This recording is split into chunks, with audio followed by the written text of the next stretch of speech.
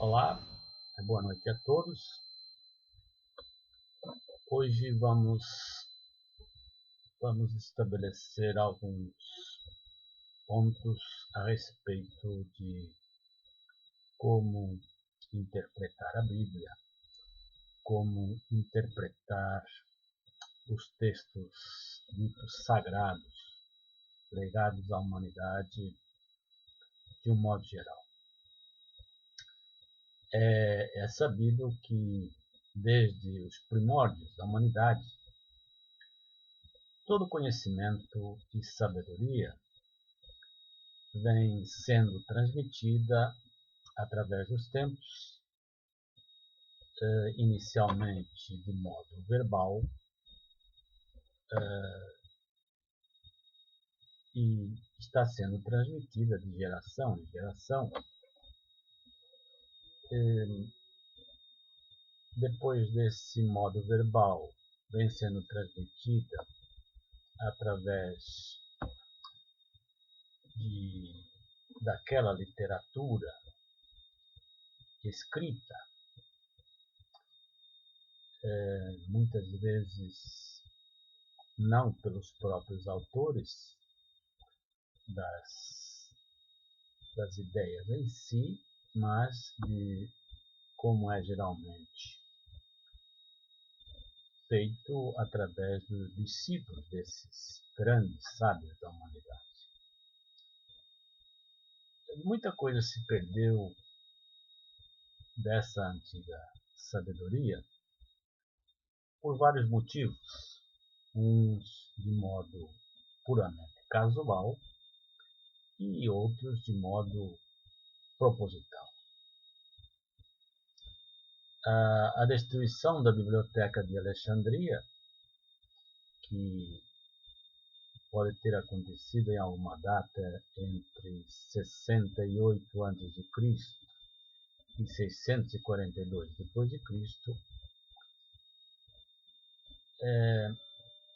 sendo que existem dúvidas e questionamentos acerca de quem seria o verdadeiro responsável por essa destruição, por esse verdadeiro crime contra a humanidade, que quer tenham sido os cristãos, quer tenham sido os muçulmanos. A verdade é que um grande acervo de conhecimento da humanidade foi definitivamente extinto para a posteridade. Mas, de algum modo, pelo menos parte desse grande conhecimento da humanidade vem sendo transmitido através das gerações, quer seja através de mitos, de tradições e através das mais antigas e diversas religiões que tenham se constituído ao longo dos séculos, através do mundo. As tragédias gregas também retratam muito dessa antiga tradição. E os cientistas modernos, muito frequentemente, vão buscar sua inspiração nessas antigas tradições, e é através delas que eles realizam as suas pesquisas para os seus trabalhos científicos. Podemos citar Freud, Jung e mais recentemente todo um exército de pesquisadores que se dedicam à pesquisa e ao estudo da chamada física quântica, que começou lá no começo do século XX com Max Planck, que foi o primeiro cientista, pelo menos um dos primeiros, a fazer pesquisa nesse sentido, e ciência que vem se se desenvolvendo até nossos dias. Assim, as sabedorias antigas presentes nessa literatura universal podem ser consideradas eternas fontes daquela assim chamada sabedoria eterna e universal. E nessa literatura nós podemos incluir a Bíblia cristã e muitas obras da antiga civilização da Índia e também a maioria das obras da literatura greco-romana. Em todos esses diversos tipos de literatura, nós vamos poder encontrar basicamente as mesmas ideias expressas de modos diferentes, mas ideias essas que sempre têm a mesma essência, os mesmos princípios. E por isso mesmo nós podemos chamar essa literatura de literatura universal e eterna. Quando a gente se depara de frente a essa literatura, uma coisa que deve sempre estar presente é que muito do que está ali escrito está escrito de uma forma oculta, velada, muitas vezes de um modo alegórico. Talvez uma das grandes dificuldades da cristandade ortodoxa é querer interpretar certas passagens da Bíblia como de um modo totalmente literal. Com esse procedimento, a atenção do crente é assim desviada daquelas verdades eternas que se escondem por trás daquelas alegorias e impedindo assim que essa pessoa busque a descoberta da presença divina no interior do homem. E com isso cai por terra toda a finalidade verdadeira e primeira do cristianismo.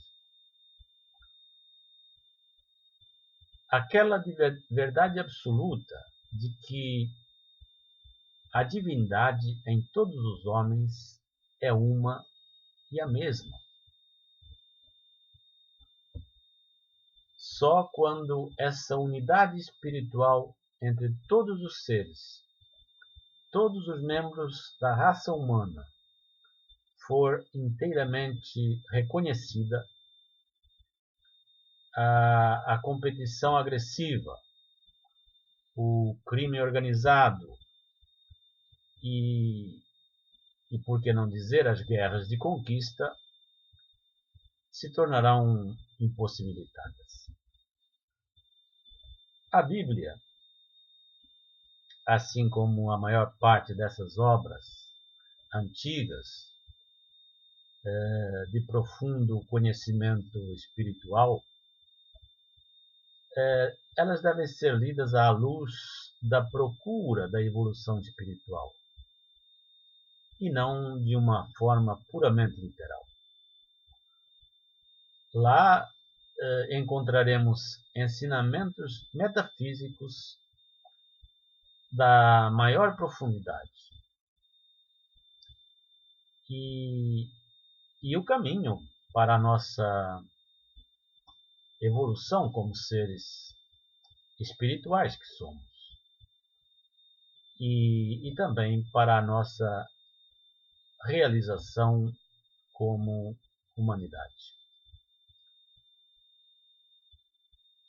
Vamos dar um exemplo citado em João, capítulo 6, versículos 53 e 54. lá lemos o seguinte: Jesus, pois, lhes disse: na verdade vos digo, que se não comerdes a carne do Filho do Homem, e não beberdes o seu sangue, não tereis vida em vós mesmos. Quem come a minha carne e bebe o meu sangue, tem a vida eterna, e eu o ressuscitarei no último dia. Ora, com certeza, os termos carne, sangue, comer e beber só podem estar sendo usados num sentido metafórico. Com certeza, Cristo jamais imaginaria ou jamais exigiria transformar os seus discípulos em seres antropofágicos. Olhando de uma forma, sob uma luz metafísica, esses versos, poderemos entender que a carne de Cristo representa aquele alimento para o nosso espírito necessário para a manutenção do nosso conhecimento espiritual. Esse comer a carne de Cristo significa a absorção daquela verdade suprema que ilumina nosso intelecto através da inspiração da revelação divina presente no nosso interior. E o sangue de Cristo representa aquela vida divina que sustenta todo o universo e sem a qual nada pode existir. É aquele pulsar da vida invisível que está por detrás de tudo. Aquele motor invisível e incognoscível que se manifesta em todos os seres. Quando se diz que o homem bebe o sangue de Cristo, isso significa que ele está iluminado espiritualmente. Ele está desperto para essa vida universal e que de uma forma totalmente consciente se identifica com ela. O homem reconhece que faz parte do todo. Ele se torna uno com Deus. E, como está escrito nos versos citados,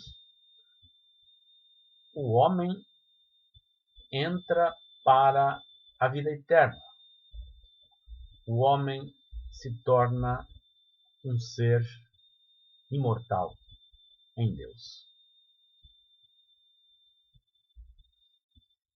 Precisamos assim entender que por trás de tudo o que se lê na Bíblia existem mensagens, existem coisas ocultas que precisam ser entendidas de um modo metafísico,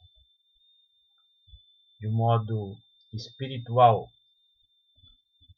Devemos interiorizar todos esses ensinamentos e não ver apenas como histórias, relatos históricos, porque se olharmos a Bíblia desse modo, nunca iremos entender o verdadeiro significado de Cristo na Terra. Isso vale para a Bíblia. Isso vale para todos os livros sagrados. Esses livros são mensagens que nos trazem coisas, trazem elementos para nosso crescimento espiritual.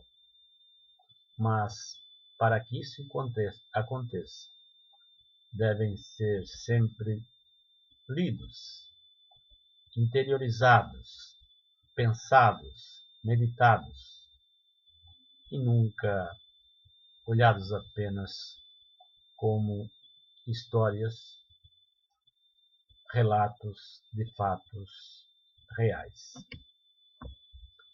Era isso que eu queria dividir com vocês. O meu cumprimento a todos e até um próximo evento, se Deus quiser.